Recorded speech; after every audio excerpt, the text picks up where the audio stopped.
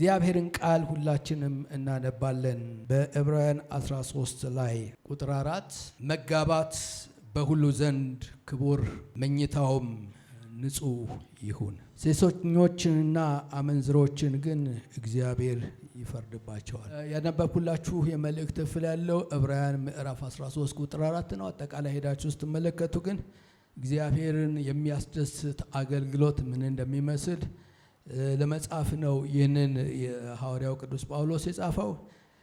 ቁጥር 4 ላይ ግን መጋባት በሁሉም ዘንድ ክቡር መኝታውም ንጹህ ይሁን በማለት ስለ መጋባት ይናገራል። እዚህ ቦታ ላይ መጋባት ማለት ክቡር ነው። ግን ወደዚህ ከመናገር በፊት ጋብቻ ለምንድን ነው ያስፈልገው? ጋብቻ በነገራችን ላይ የጀመረው ራሱ እግዚአብሔር ነው። ሰው አመልክቶ አይደለም። ሚስት ታስፈልገኛለች ብሎ አዳም አልጠየቀም። እግዚአብሔር ግን የአዳምን ሁኔታ አየና ለእያንዳንዳቸው ለእንስሳት ራሳቸውን የሚመስሉ ተፈጥሮላቸው እርሱን የሚመስል ስላልነበረ እግዚአብሔር እርሱን የሚመስል አንድ ሴት እንደሚያስፈልገው አሰበና ሰው ብቻውን ይሆን ዘንድ መልካም አይደለም፣ የሚመችን ረዳት እንፍጠርለት አለና ሔዋንን ፈጠረለት ይላል።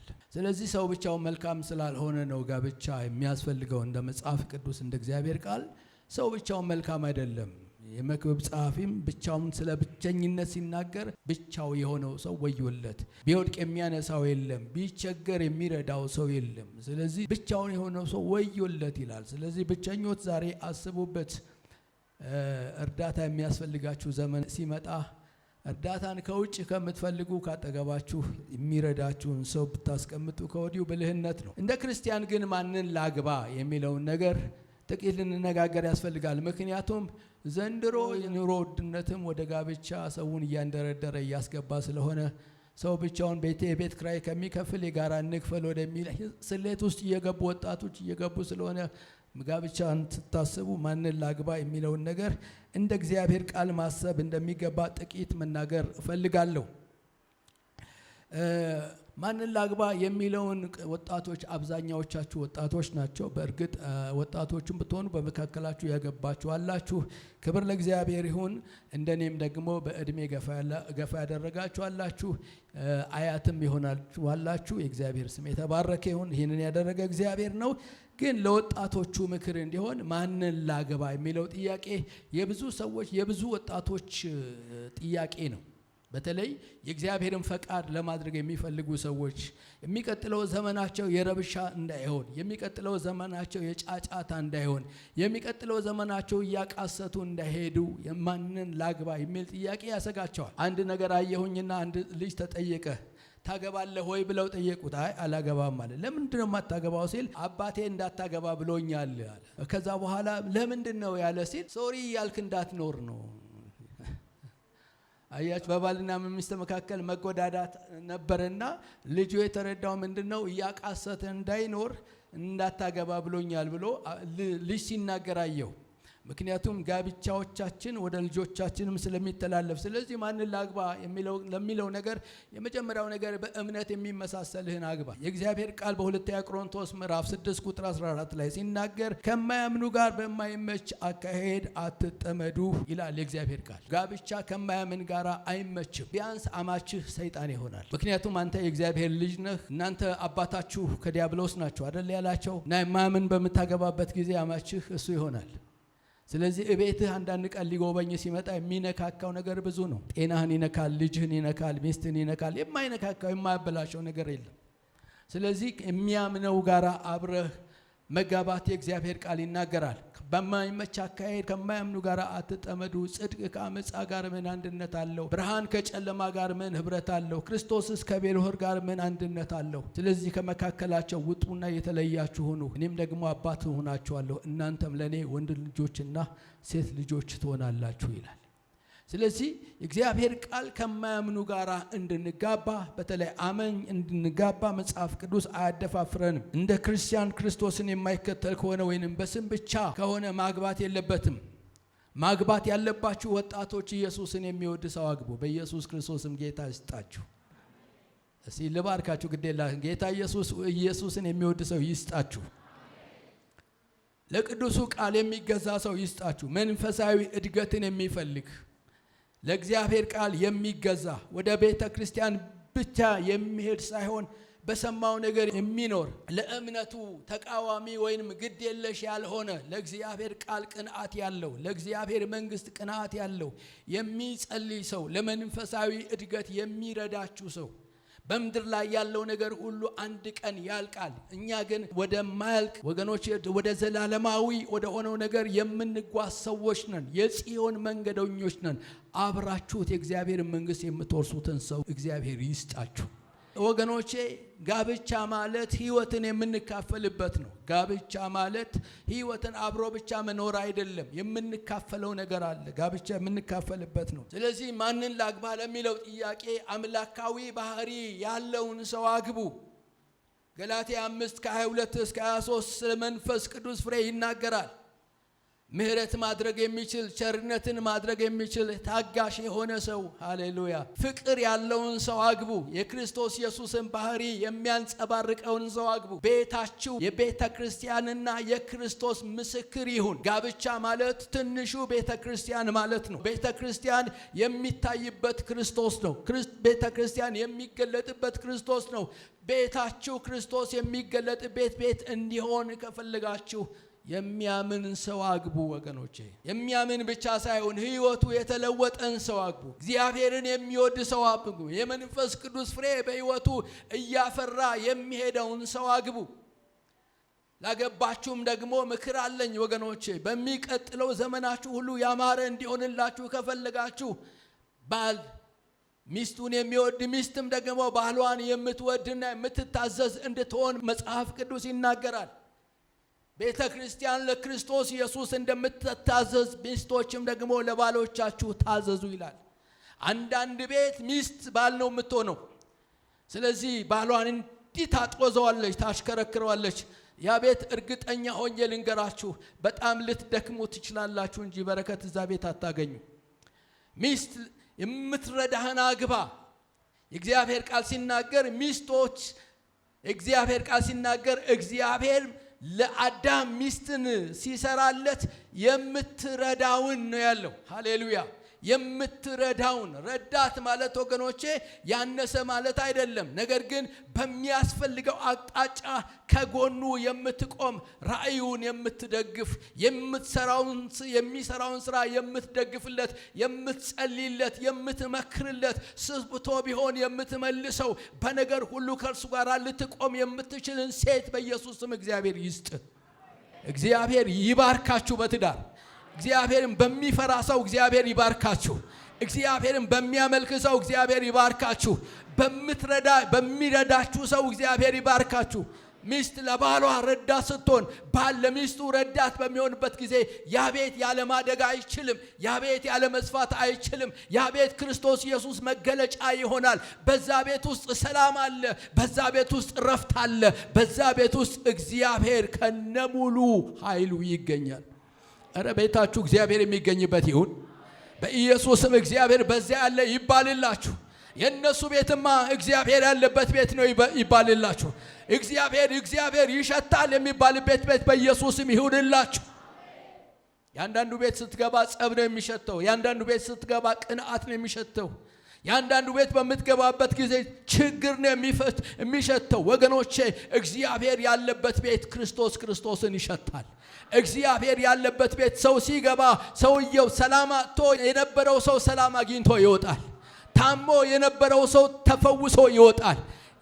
ክርስቶስ ኢየሱስ ያለበት ቤት የእረፍት ቤት ነው የሚሆነው ክርስቶስ ኢየሱስ ያለበት ቤት ክርስቶስ የነገሰበት ቤት የሚታይበት ቤት ለምድር ሁሉ ፈውስ የሚሆኑ ልጆች የሚወጡበት ቤት ነው የሚሆነው እግዚአብሔር ስም የተመሰገነ ይሁን ማንን አግቡ ወገኖቼ ስሜታችሁን አትከተሉ እግዚአብሔር ቃል እንደሚናገረው እግዚአብሔርን የሚፈራ የመንፈስ ቅዱስ ፍሬ በህይወቱ የሚታይ ምህረት ሊያደርግ የሚችል ይቅርታ ማድረግ የሚችል ቸርነትን ማድረግ የሚችል የእግዚአብሔር ምህረትና ይቅርታ ልቡን የሞላውን ሰው አግቡ በችኮላ አታግቡ ግዴላችሁ በቀጥ ብላችሁ ተረጋግታችሁ አግቡ ክብር ለኢየሱስ ይሁን አሜን ትላላችሁ አንዳንድ ሰው ለማግባት በሚያስብበት ጊዜ የሚያስበው የሚደግሰውን ነው የሚያስበው እንዴት አድርጎ ቬሎ የሚገዛበትን ወይንም ደግሞ የሚከራብየበትን ሱፉን ጫማውን ነው የሚፈልገው ኖ ከዛ በፊት የሚቀድም ነገር አለ ከዛ በፊት የመንፈስ ቅዱስ ፍሬ ይቀድማል አሜን ምንም ነገር አይኑርህ ክርስቶስ ካለ በቂ ነው እርሱ ሙሉ ነው የእግዚአብሔር ስም የተመሰገነ ይሁን አሜን ትላላችሁ ስለዚህ እግዚአብሔርን የሚፈራ ሰው ራሱን የሚገዛ ሰው ታማኝ የሆነ ሰው አግባ መቼም በትክክለኛ የሆነ ክርስቲያን የሆነ ሰው ታማኝ ነው ታማኝ የሆነ ሰው ካገባ ሲወጣ ጸጉሩን እንዴት እንዳበጠረ ሲገባ ደግሞ እንዴት እንደሆነ አትመለከችም ታምኛለሽ አልገባህም አይደል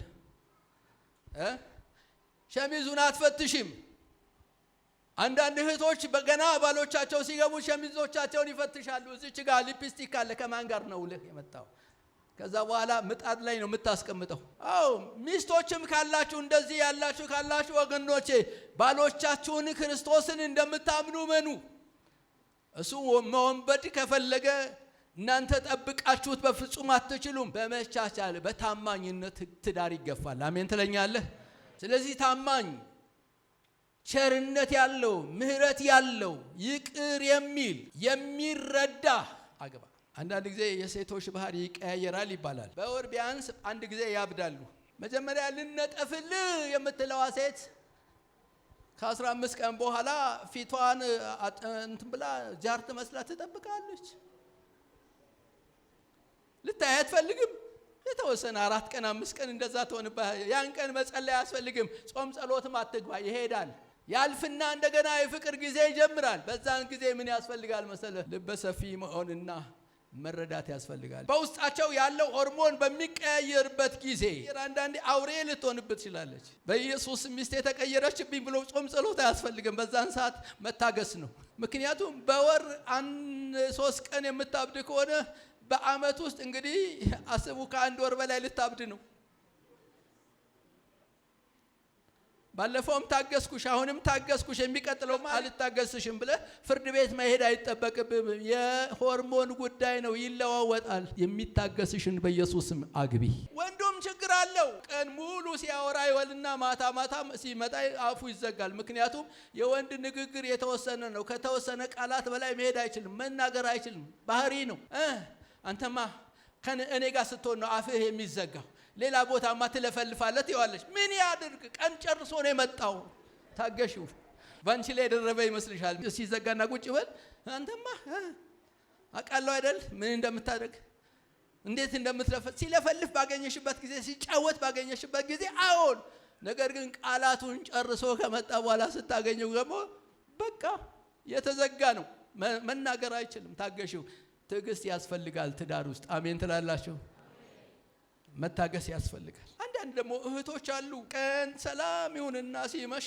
ታሞ ይተኛሉ ትኩረት ለመሳብ ታሞ ይተኛሉ በቃ የሚታለፋል አሜን ትላላችሁ ምን ልላችሁ ነው የተለወጠ ሰው ካገባችሁ ይሄንን ሁሉ መሸከም የሚችልበት አቅም አለው አረ ወዲያ እንዳትልህ የተለወጠ ሴት አግባ አሜን ትላላችሁ አረ ያንቺ ነገር ሳይሆን ሰለቸኝ ብሎ ወደ ሌላ እርምጃ እንዳይገባ የተለወጠ ሰው አግባ ስለዚህ ወገኖች የመንፈስ ቅዱስን ባህሪ በእኛ ውስጥ በመናዳብርበት ጊዜ ስሜቶቻችን እንኳን ቢለዋወጡ ትዳራችንን እንዲቆም ይረዳዋል አሜን ትላላችሁ ትዳር ይቆማል አሜን በሉ ሌላው ምን አይነት ሰው እናግባ እሴቶቻችሁን የሚጋሩ ሰዎችን አግቡ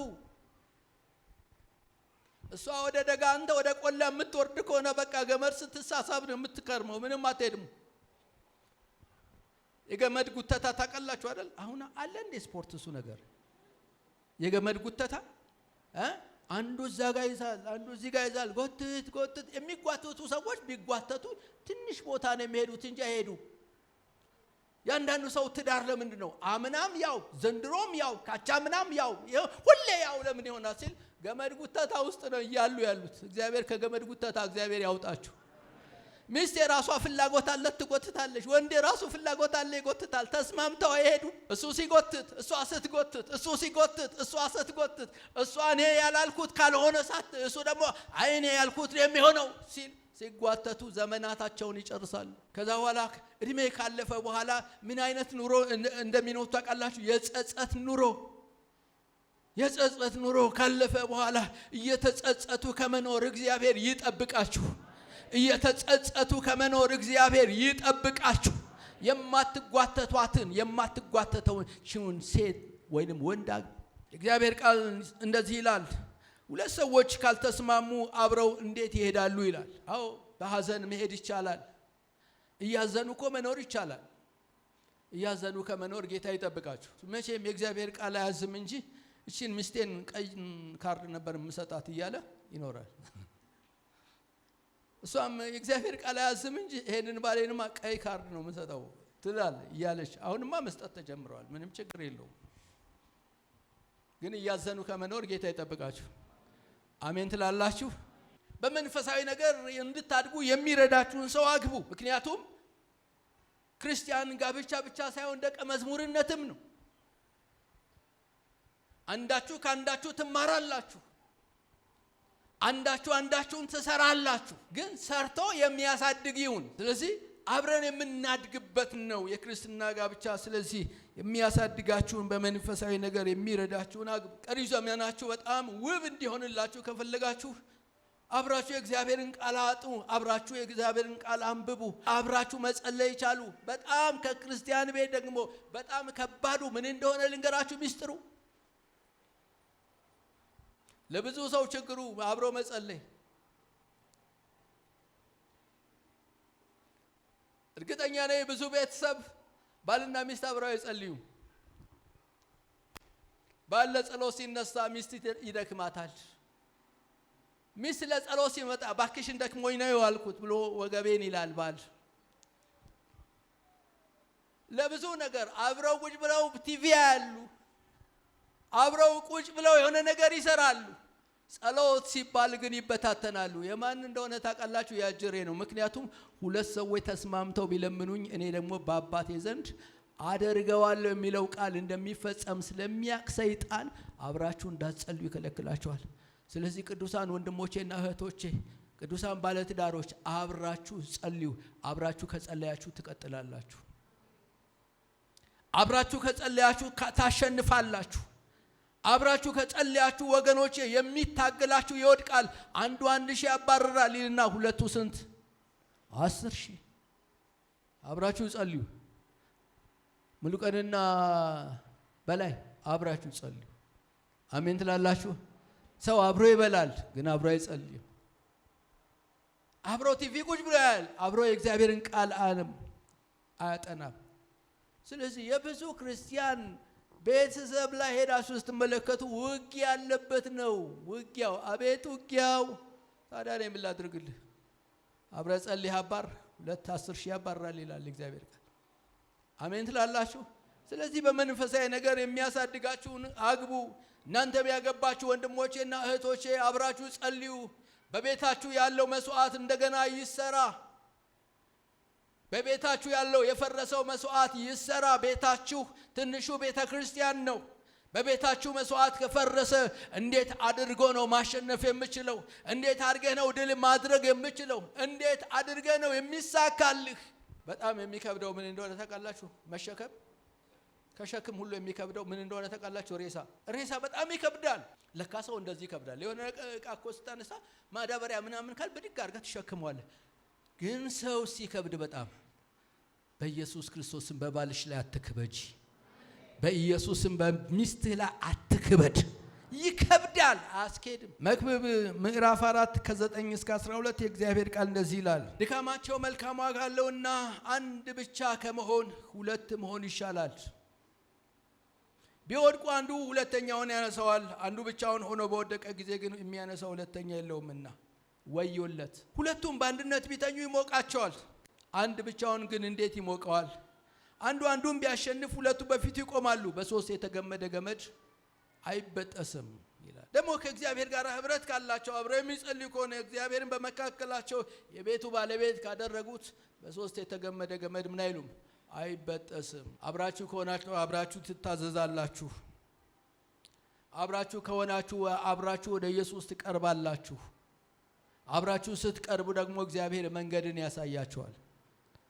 እግዚአብሔር ሞገስን ይሰጣቸዋል። ሌላው ማንን ላግባ? መስዋዕት የሚሆንልህን ሰው አግባ። ኤፌሶን ምዕራፍ 5 ቁጥር 25 ላይ እግዚአብሔር ቃል እንደዚህ ይላል፣ ባሎች ሆይ ክርስቶስ ደግሞ ቤተክርስቲያንን እንደወደዳት ሚስቶቻችሁን ውደዱ። ክርስቶስ እንዴት ነው ቤተክርስቲያንን የወደዳት? እስከ ምን ድረስ ነው የወደዳት? እስከ ምን? እስከ ሞት ድረስ። ከዚህ የሚበልጥ ፍቅር ለማንም የለውም ተብሎ የተጻፈው ነፍሱን ሰጥቶ ነው እኔና እናንተን የዋጀን። ደሙን አፍስሶ ነው እኔና እናንተን የዋጀን። መስዋዕት ከፍሎ ነው። ስለዚህ ክርስቶስ ቤተክርስቲያንን እንደወደዳት እንዲሁ ሚስቶቻችሁን ውደዱ። ሚስት ስታገባ ማየት ያለብህ ስለ እርሷ ሞትላታለሁ የሚል ሐሳብ ይዘግባ እንጂ ምን አላት ብላ አትግባ። ያላት ነገር ልታጣ ትችላለች። በጣም ቆንጆ በጣም ለግላጋ ሆኖ ያገባህ ሴት ከ4 ዓመት በኋላ ፖስተሯ ይቀየራል። 8 ቁጥር ነች ያልካት 0 ሌላም ነገሯ እንዳልነበር ይሆናል። ትኩር ብለህ ብታያት እንዴ እቺን ነበር እንደ መረጥኩት ትላለህ። ከጊዜ በኋላ የማይቀየር ነገር የለም። ግን ስታገባት መስዋዕት የምትሆንላትን ሴት አግባ። አላት ብለህ የገባሃቸው ሴት ላይ ኖራት ይችላል። በዛን ጊዜ ጥላት ትሄዳለህ እንዴ? አትሄድም። የምትሞትላትን ሴትም ከሆነ የምትሞችለትን ወንድ አግቢ። አሜን ትያለሽ? ምክንያቱም ዘመኑ እጅግ ክፉ ነው። ሰው ሲቀርባችሁ አለው ወይንም አላት ብሎ የሚቀርብበት ዘመን ስለሆነ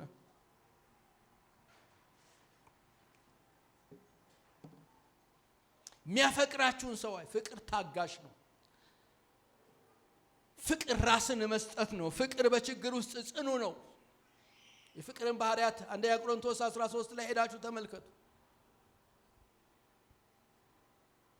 ስሜቶቻችን ይመጣሉ ይሄዳሉ። አንድ ቀን ደስ ይለናል፣ አንድ ቀን እናዝናለን። የቃል ኪዳን ፍቅር ግን ጸንቶ ይኖራል። አሜን ትላላችሁ? አሜን በሉኛ። ክብር ለኢየሱስ ይሁን።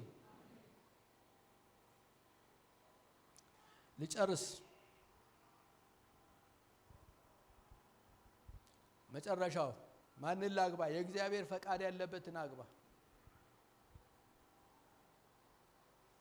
እግዚአብሔር ቃል ሲናገር የእግዚአብሔርን ፈቃድ እንዴት አውቃለሁ ካልክ የመጀመሪያው በእግዚአብሔር ደስ ይበልህ።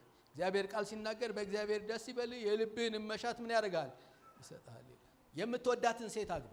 አምናለሁ ብዙ ጊዜ እኔም ሲመጣልኝ ትንቢት እናገራለሁ፣ ግን ትዳር በትንቢት አይመሰረትም። ትንቢት መጣልህ አይደል? ከመጣልህ ውስጥህን ፈትሸው። ምክንያቱም ትንቢት ይመረመራል። አጠገብ ያለውን ሰው ትንቢት ይመረመራል በሉት። የማይመረመር የእግዚአብሔር ቃል ብቻ ነው። ትንቢት ምን ያደርጋል? ይመረመራል። እንደው ነብይ ከሌኮ ብሎኝ ነው እንጂ ያገባሁት እኮ ድሮም አልወዳትም ማለት አይቻልም ካገባሁት በኋላ። ስለዚህ እንደ እግዚአብሔር ቃል የሆነውን ሰው አግባ። አሜን ትለኛለህ? ይህ በሚሆንበት ጊዜ ታዲያ ምንድነው የሚፈጠረው ካላችሁ ኢየሱስ ክርስቶስ የሚነግስበት ትንሹ ቤተ ክርስቲያን ይሆናል። ቤታችሁ የደስታ ቤት ይሆናል። የሰላም ቤት ይሆናል። እግዚአብሔር ልጆችን ቢሰጣችሁ የምትወልዱት ለእግዚአብሔር ነው። ስለዚህ የተጋባችሁም ካላችሁ ቤታችሁን በእግዚአብሔር ቃል መሰረት ምሩት። በእግዚአብሔር ቃል መሰረት የሚመራ ቤት ወገኖች አይጠፋም። ሰይጣን ሊሮጥ ይችላል። ሰይጣን የሆነ ነገር ሊሰራ ይችላል። ነገር ግን ጠባቂያችሁ እግዚአብሔር ስለሆነ ትዳራችሁን ጽኑ ይሆናል። የትኛውንም መከራ የትኛውንም ችግር አልፋችሁ ለእግዚአብሔር ክብር ትበቃላችሁ። ሰልፍ ቢኖር እንኳን ሰልፋችሁን የሚዋጋ እግዚአብሔር ይሆናል። ያገባችሁ እግዚአብሔር ትዳራችሁን ይባርክላችሁ። ያላገባችሁ ደግሞ ማንን ማግባት እንዳለባችሁ አይኖቻችሁን እግዚአብሔር ይክፈትላችሁ። አሕዛብን አታግቡ። የማያምን ሰው አታግቡ። ለማግባት ቀጠሮ የያዛችሁ ወንድሞችና እህቶች ካላችሁ ይቅርብሽ፣ ወደ እሳት ነው የምትገቢው። ይቅርብህ። ሰው እሾክ ታቅፎ ማደር ይችላል? አይችልም። ስለዚህ ሾክ ነው የምታገቢው። ይቅርባችሁ። ሰማነውን ቃል እግዚአብሔር ይባርክል።